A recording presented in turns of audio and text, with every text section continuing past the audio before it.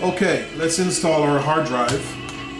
This is the IDE cable. There's a notch on there to orient you which side goes where. And just gently, you don't want to bend those pins. Gently insert that in. Push it in firmly. And the reason we're putting the cable on before the drive goes in is because this drive goes in to a slide orientation like that. I don't have enough room on top to work after, so I'm putting the cables on before. Let's get our power supply, our Molex, and that goes in right there. So there you have your hard drive ready to be installed.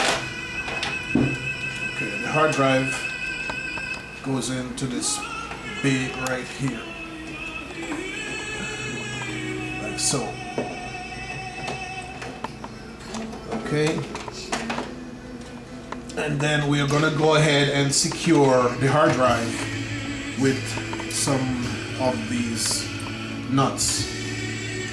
And then after which we will start putting in our expansion cards.